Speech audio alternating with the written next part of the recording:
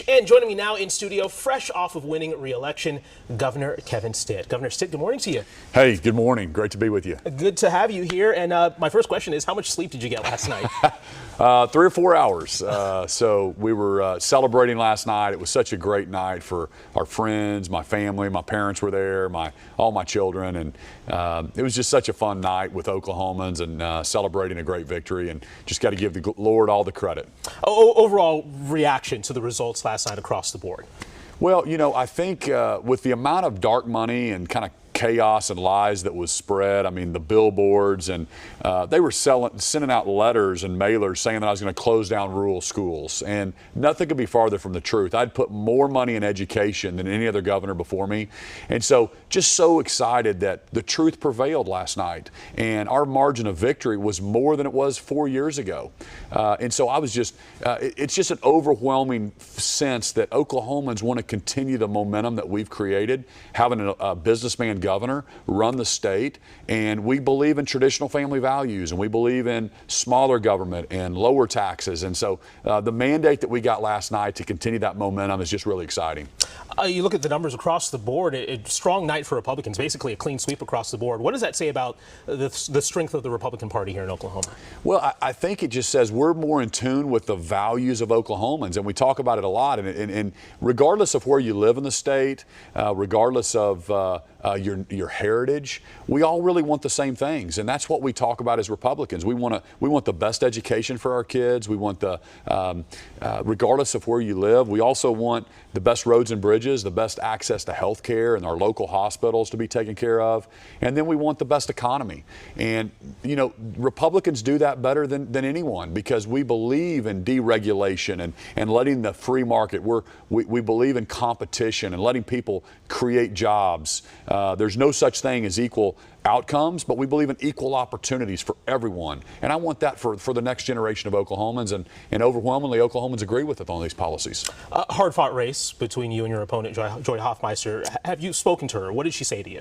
Yeah, she called last night and congratulated us and told us, hey, looking forward to great success for your next 4 years. And I know those conversations are tough to do and tough to make. I've had to make calls to people, and so I know that they were hurting, but I was just gracious. I said, hey, thank you so much, Joy, and it's time now to move forward. And it doesn't matter where you're at on the political spectrum or where you live in Oklahoma.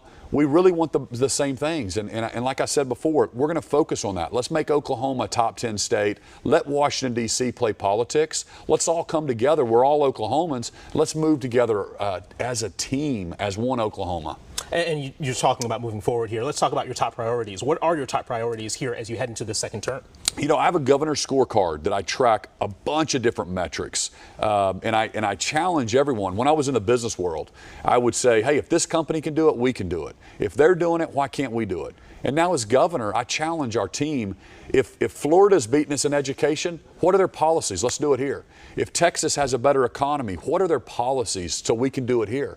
And so, but if I sum up everything, it's always going to be the best education, it's going to be infrastructure, it's going to be healthcare, and it's going to be the economy, making sure that we have job growth, wage growth, low unemployment, and we're doing that. I mean, we have the largest savings account in our state history right now. We hit the lowest unemployment. We're number 11 in people moving to Oklahoma. So Oklahomans clearly last night said, we want this momentum to continue for another 4 years. New State Superintendent Ryan Walters said last night that school choice is going to be a priority for you and him in this upcoming legislative session. Is that one of your main priorities? You know, absolutely. It's really what we believe is, regardless of where you live and your zip code, every parent deserves the best access to the best education possible. And people get confused on this. Like we just set up an aviation school in Norman. And what this is if you want to become a pilot, or if you're in high school and you want to be an A&P mechanic, you can go to this high school now and have that opportunity. All we're talking about is injecting competition and more options for kids and parents. That's a good thing. Other states are doing that, but I will tell you this. We will protect rural schools. We're going to put more money in education than any other governor in history, and I'm going to continue that momentum that I've already created. So the lies about we're going to defund schools is the most ridiculous thing ever. We're putting more money into it. But guess what? We want to give parents and kids more options. Other states are figuring it out. When I see other states beating us, I want to bring those ideas back to Oklahoma. So this was a big deal during the campaign. Tribal leaders came out and endorsed your opponent, Joy Hoffmeister. So the Choctaw Nation came out with a statement this morning. I want to pop it up here. They said that, quote, although the Choctaw Nation of Oklahoma endorsed Governor Stitt's opponent, we remain open to cooperating with the administration for the benefit of all Oklahomans. So the question is, how do you plan on working with the tribes moving forward here? It's been a bit of a tense relationship, some would say. Well, first off, I'm a member of the Cherokees, all of my cousins. We won all of the tribal counties because we're all Oklahomans. And I think that's very, very important. So when a few people at the top of tribal governments endorse someone, I'll tell you, Oklahomans that I know, we're independent thinkers, and we're not going to let big bosses tell us how to vote. So that's number one. But we're going to have an open relationship, and I want to make sure that we're all moving forward because we're all Oklahomans. And as long as we treat everybody fairly and we have a fair system, regardless of your heritage, your race, or where you live in Oklahoma, that's what I'm fighting for. Is for everybody to have the same opportunity, and that's kind of the building block. But I have an open door policy. I want to reach out. I've had dinner at the governor's mansion with the chief of the Choctaws, and we'd love to do more of that.